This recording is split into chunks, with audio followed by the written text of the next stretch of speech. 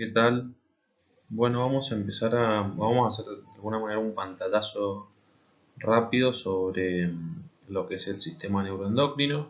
Ya vimos algo acerca de lo que es la relación entre el hipotálamo y la glándula hipófisis. Eh, Creo que marcamos también algunas diferencias con con otras, con otras estructuras, con otras áreas. Que tiene que ver quizá con la diferenciación entre lo que son las hormonas y lo que son las neuronas, encontrar algunas similitudes, algunas diferencias. Entonces ahora lo que vamos a hacer es un pantallazo rápido sobre cada alguno de los ejes quizás más importantes de este sistema, que tiene que ver con la relación entre el sistema nervioso y el sistema endocrino. Bien, entonces vamos a empezar con los ritmos biológicos. Para hablar de los ritmos biológicos, vamos a decir que se denominan ritmos biológicos a la recurrencia temporal de un fenómeno biológico a intervalos regulares. Por ejemplo, el ciclo vigilia-sueño, es cuando dormimos, o el ciclo menstrual en la mujer, ¿sí? Que tiene un periodo de tiempo. De alguna manera estos ritmos están, como dice ahí, determinados genéticamente, y por eso, digamos, dice, se presentan aun cuando los individuos se encuentran aislados del medio ambiente. Es decir, que si yo aíslo a una persona, ese ciclo va a continuar porque está sujeto y está programado genéticamente para funcionar de determinada manera. Lo mismo que pasa cuando se altera esto, muchas veces por ejemplo, en un viaje, ¿sí? Donde se cambia la zona horaria, el famoso jet lag, digamos, que se llama ese fenómeno, que de alguna manera, al alterar los horarios, se alteran estos ritmos biológicos que están marcados, porque los ritmos biológicos son como una especie de reloj, ¿no? del cuerpo, digamos, y que van marcando la distinta secreción de distintas sustancias, distintas hormonas que se van, se van soltando, digamos, en el torrente sanguíneo, en el cuerpo, y que tienen, digamos, distintas funciones, ¿no? Para todo. Bien, vamos a hacer rápidamente. Entonces vamos a decir esto, que el más estudiado es el sueño, es el ciclo de luz-oscuridad, que es provocado por la rotación de la Tierra, que ya sabemos que dura 24 horas y se conoce como lo que son los ritmos circadianos, digamos, ¿no? ¿Sí? En este caso, la regulación de los ritmos circadianos va a estar determinado por este núcleo que se llama núcleo supraquiasmático, sí, que está por encima del quiasma óptico, por eso se llama supraquiasmático. Es, como dice ahí, un conjunto de neuronas situado en el hipotálamo que recibe ese nombre, y bueno, como decíamos, por estar localizado ahí en ese cruce de las vías visuales, y de alguna manera está relacionado con lo visual porque es estimulado con la exposición de la luz solar. Eso lo que hace justamente, como vemos acá en la imagen, es que cuando este nervio está eh, estimulado por la luz, digamos, ¿sí? Se genera una inhibición a una glándula que se llama glándula pineal, este, y cuando recibe esta información durante el día, ese núcleo libera lo que se llama el glutamato, que es un neurotransmisor que ya hemos visto, que inhibe a esta glándula para que no secrete su sustancia. Así que, ¿qué va a secretar, digamos, esta glándula? Lo que se llama la melatonina. ¿Sí? La melatonina es un compuesto natural del cuerpo, que lo genera el cuerpo, que de alguna manera lo que hace es inhibir, tiene un efecto de sedación, es como un inductor del sueño, es lo que nos empieza a pasar cuando estamos menos expuestos a la luz solar. Nos puede empezar a dar esta somnolencia por la secreción, digamos, de esta sustancia que es la melatonina. Cuando no hay exposición a la luz solar, este núcleo deja de liberar el glutamato y empieza a liberar lo que se llama la serotonina, que en vez de inhibir esta glándula, la excita la glándula pineal, y de alguna manera la glándula pineal empieza a secretar esta sustancia que es la melatonina, lo cual nos hace dormir. ¿sí? Ahí tenemos la explicación un poco más detallada de lo que hablábamos recién. Pueden detenerlo y leerlo más tranquilamente. Bueno, la secreción de hormonas durante el sueño, también el papel, digamos, de las hormonas en la regulación del ciclo vigilia-sueño se conoce cada vez mejor, y los ritmos circadianos de sustancias hormonales como las hormonas del crecimiento, el cortisol, la melatonina, la prolactina, son inducidos por estos que se llaman safeguards, que son, quiere decir, son como estos relojes internos o endógenos, están en términos, creo que está utilizado en alemán, de alguna manera acompaña este proceso, ¿sí? Entonces el sueño, digamos, aparte de tener esta función, secreta, digamos, todas estas hormonas. Las personas tienden a secretar más hormonas del crecimiento, o sea, las personas que están en un proceso de crecimiento durante la noche. La prolactina, digamos, distintas sustancias se van a secretar, digamos, durante la noche. El cortisol, por ahí tiene un pico más en al principio de la mañana, porque necesitamos despertarnos, necesitamos estar alertas, y vamos a ver la función también que tiene el cortisol en la respuesta del estrés, digamos, ¿sí? Es bastante importante. Bueno, pero más o menos, para que se dé una idea, esto es los ritmos biológicos, digamos, del cuerpo, ese reloj, esos relojes internos que tenemos, que de alguna manera nos van marcando cada una de las funciones, ¿no?, que se tienen que dar. Bueno, algunas de la regulación de las hormonas liberadas por la hipófisis, ahí tenemos las que vamos a ver ahora, que son la oxitocina, la hormona del crecimiento, las hormonas sexuales y las hormonas del estrés. Vamos a hacer estas solamente, faltan algunas por ahí que no se mencionan tampoco en el material que vamos a trabajar, pero que son importantes también. Pero bueno, nada más quería hacer un pequeño resumen de esto. Empecemos entonces con la oxitocina. Acá vamos a ver que su liberación se produce principalmente como respuesta a la presión ejercida sobre el cuello del útero en el parto, una hormona que trabaja mucho en este proceso, digamos, del embarazo de la mujer, sobre todo en el momento del parto. También dice estimula la producción de leche en las glándulas mamarias, induciendo la contracción de las células mioepiteliales, o sea, las células que están cerca de la mama, es decir, por la misma, incluso a veces por la misma succión del niño, digamos, que hace sobre el pecho materno. Es decir, el contacto de eso con la piel hace que se estimule esta glándula para que la madre pueda activar esas glándulas mamarias y secretar la leche.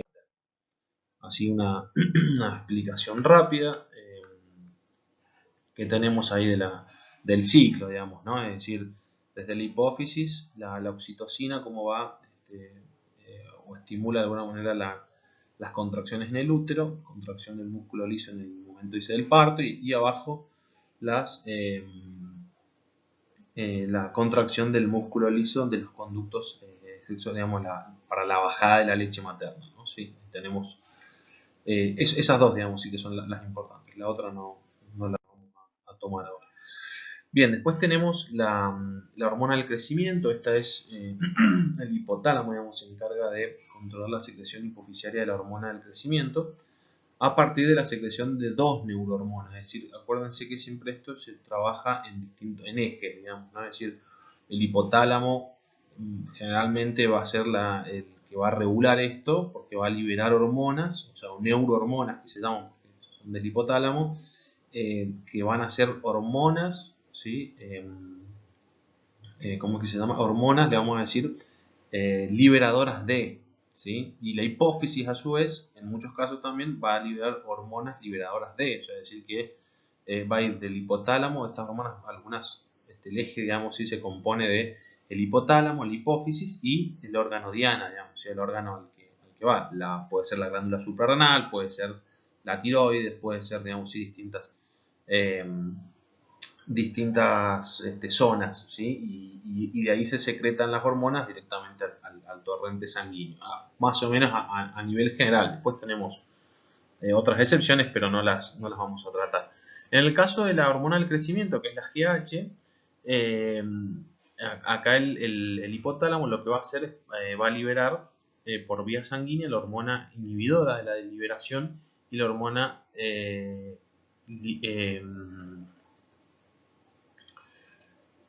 claro, la inhibidora de la liberación y la hormona liberadora de la GH, ¿no es cierto? Que tenemos las dos ahí.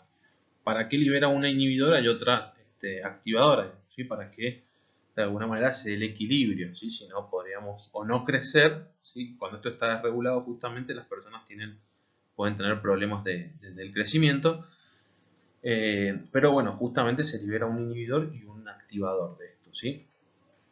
La que es inhibidora, digamos, el efecto inhibidor que de alguna manera activa evita la formación de GH, mientras que la otra, como dice ahí, va a provocar la liberación la secreción, digamos, de esta de GH va a depender entonces de la liberación intermitente de la que va a hacer la hormona liberadora que secreta la glándula, la hipófisis, ¿no? Perdón, el hipotálamo, liberado por el hipotálamo. Dice, se segrega en pulsos cada 2 horas y la mayor descarga se lleva durante el sueño, como veíamos anteriormente. Bueno, en niños y adolescentes la cantidad de GH circulando en sangre es más elevada siempre, porque está en un proceso de crecimiento, o sea que siempre va a ser mayor que en los adultos, y por esta razón dice es importante que los niños cumplan un horario de sueño acorde a la edad de crecimiento, ¿no es cierto? Por eso también es importante que los niños duerman una determinada cantidad de horas, ¿sí? Que está más o menos estipulada.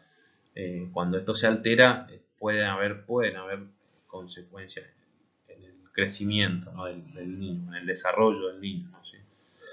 Bien, así entonces más o menos como decir, lo que va a estimular la GH, ahí tenemos, se libera, como vemos ahí, desde el hipotálamo a la hipófisis, ¿sí? La hipófisis es la parte posterior, digamos, de la hipófisis, y ahí tenemos crecimiento de músculos y huesos, de, la, de distintas partes, digamos, ¿sí? del organismo que van a ir creciendo, digamos, ¿sí? A lo largo del desarrollo del ser humano.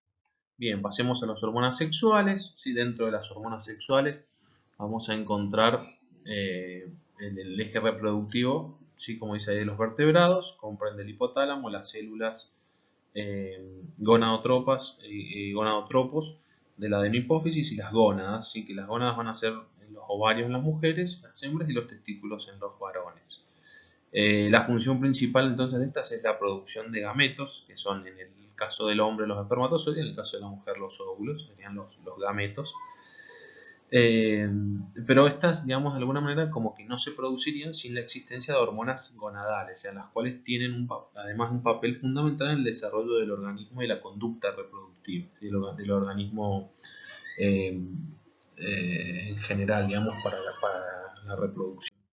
Así entonces la hipófisis, como veíamos, fíjense, estimula la producción de dos hormonas que en conjunto se denominan gonadotropinas, y las vamos a llamar la LH y la FSH, leutinizante y la folículo estimulante, así que son las dos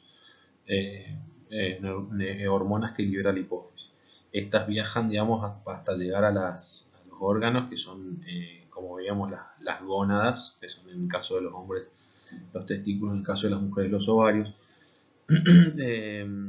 En los ovarios y los testículos estamos estimulando la producción de óvulos o espermatozoides respectivamente. También por otro lado la unión de las gonadotropinas con el receptor estimula la síntesis y secreción hormonal de lo que son, es decir, cuando se unen a esto van a generar el receptor, o sea, perdón, la síntesis de estas hormonas va a secretar, digamos, otras que son los estrógenos, la progesterona y los andrógenos, digamos, ¿sí? Que estos de alguna manera son las que van a marcar las diferenciaciones sexuales, ¿sí?